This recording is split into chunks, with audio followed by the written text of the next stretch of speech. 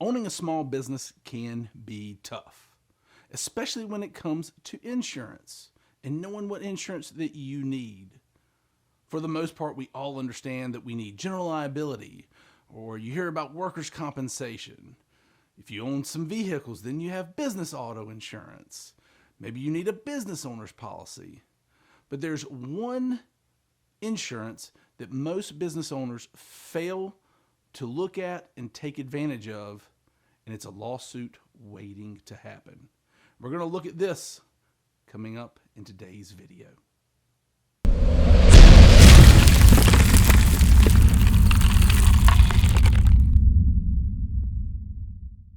Hey folks, Jack Wingate here, and on this channel we help individuals, families, and businesses save money on your insurance, help you understand insurance a little bit better, and let you know what's going on in the insurance industry. And today we are going to focus on the small business owner. Yes, you out there who had the nerve to take the risk to start your own business. And you know better than most how daunting of a task this can be. Yes, you're different than your counterparts at the Fortune 500 companies, because up there they have people, they have departments that handle all aspects of the business. But for you, the small business owner, you have to do it all. And one of those very important responsibilities is handling insurance. And today we're going to discuss a topic that gets overlooked with most small business owners, and that is employment practices liability. So in today's video, we're going to touch on what employment practices liability is, and from here on out, we're just going to refer to it as EPLI. We're going to focus on what EPLI is.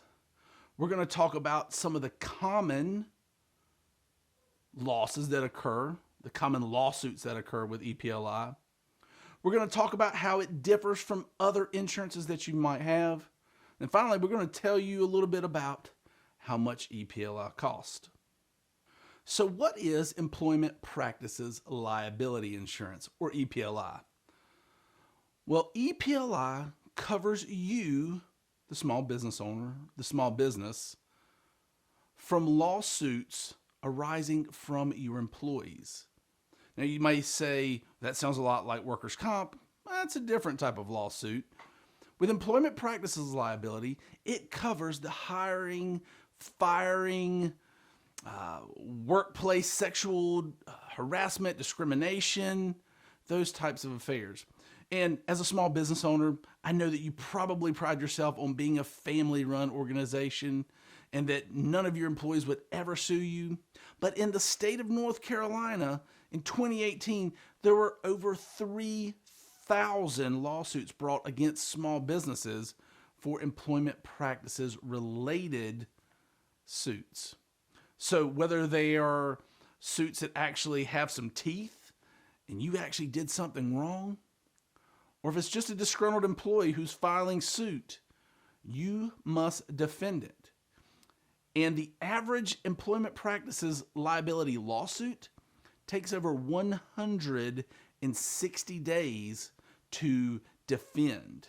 Do you have that type of time and money to hire the legal team and to be away from your business without your business suffering? Chances are you don't. So that's why you need employment practices liability. And then you might say, well, I'm too small. I only have one employee. I only have 2 employees, 3 employees. It doesn't matter.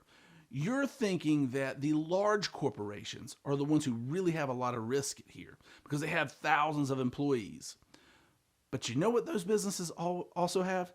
They have well-trained and well-paid human resources people and departments that understand all of the laws, all of the ins and outs of the employment practice, the hiring, the firing, what questions you can ask, what questions you can't ask, wrongful termination, all of these things. If you're a small business, you are at risk from the enemy within. All right, so when it comes to employment practices liability, we've discussed what employment practices does, but what are some actual lawsuits that come about? Well, the easy ones are what you hear in the newspapers, in the news all the time. It's the sexual discrimination. It's discrimination based on race, gender, religion. Those are really easy. It's the water cooler talk that gets out of hand and makes someone feel uncomfortable. But it goes even further than that. Have you thought about how you conduct your performance reviews with employees? Have you thought about the job descriptions that you lay out in your manual if you have one? Well, employees can take any of those items and your lack of having great processes and procedures in place when it comes to employment and turn those into lawsuits. Now, around 2018, an insurance company did a study. And in that study, it said that the average employment practices liability claim was over $160,000. Now, that includes the awards, if there was an award, but most of that went to legal defense.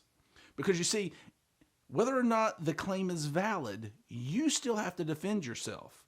And with employment practices liability, the insurance company is going to step in on your behalf and defend you in that lawsuit, whether it's frivolous or not.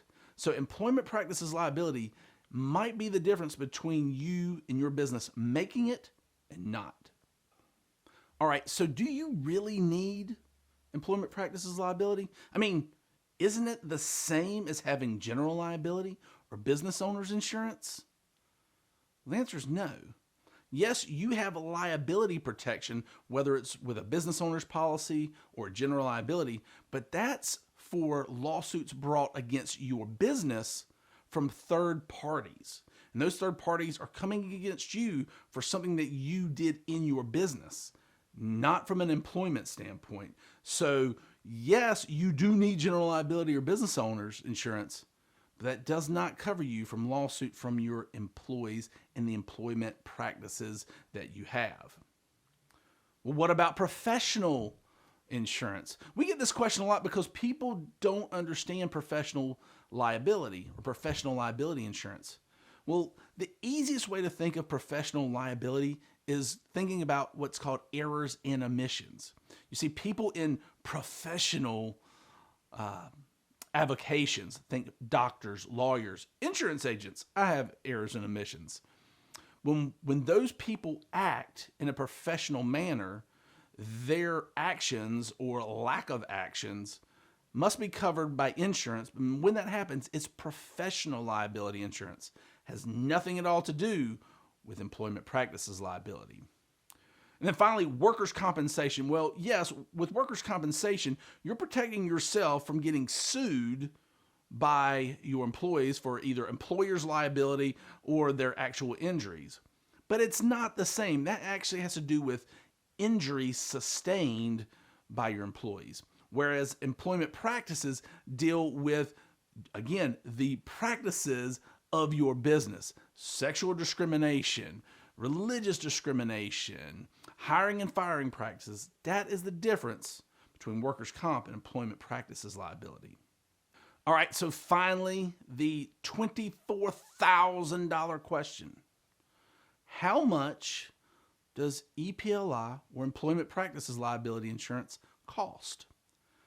Well, it's going to vary from business to business or industry to industry, but for most small businesses, you can get an employment practices liability policy or add employment practices liability to your business owner's policy or your general liability policy as an endorsement for roughly $20 to $40 per person or per employee.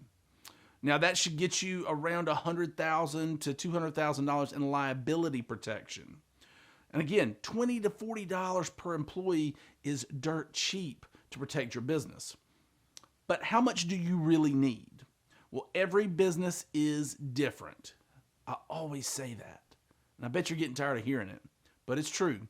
So you need to sit down with an insurance professional, look at the total scope of your business to determine how much employment practices liability you need. People never want to be overinsured, but at the time of lawsuit, you want to make sure you're protected. Hey folks, I hope that these few items have been helpful to you. Hopefully they have made employment practice liability a little bit easier to understand. And until next time, we'll see you.